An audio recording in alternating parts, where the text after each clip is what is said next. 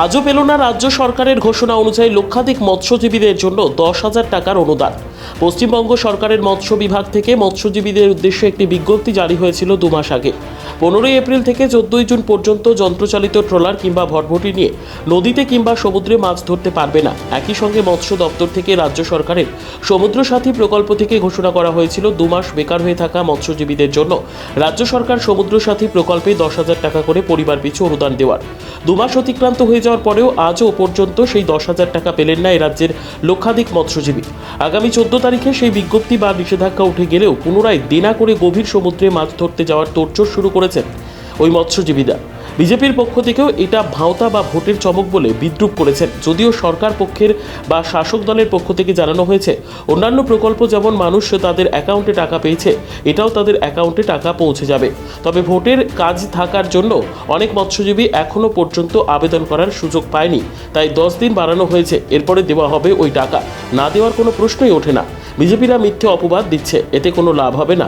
শাসক দলের এই কথায় বিশ্বাস করেন না মৎস্যজীবীরা, ভাবি কিনা সন্দেহের মধ্যে রয়েছে। প্রতিশ্রুতি দিয়েছে কিন্তু কালকে তো ডেট আছে টাকা পাওয়া, কিন্তু আমাদের ওই পরশুদিন কি তো অবশ্যই আমরা বেরিয়ে যাবো, মানে বরতলা হয়ে গেছে, বেরিয়ে যাবো।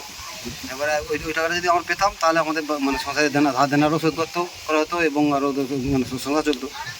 মানে প্রতিশ্রুতি দিয়েও তো দিচ্ছে না। এই 2 মাস কীভাবে চালিয়েছেন?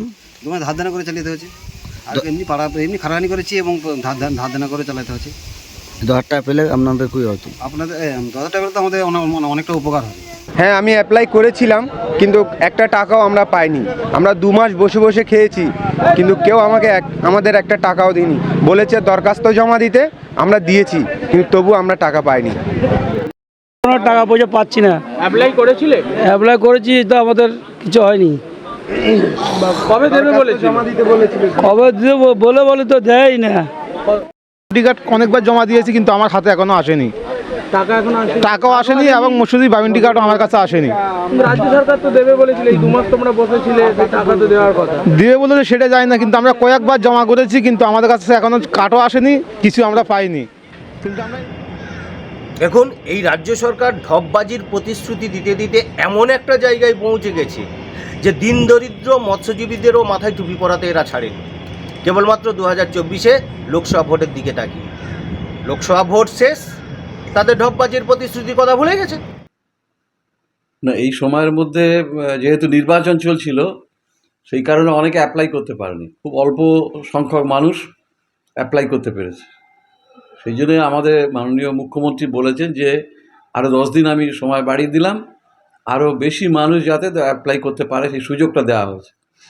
এবং অ্যাপ্লাই করার পর থেকে তারা আস্তে আস্তে টাকা পেয়ে যাবে, কোনো অসুবিধা হবে না।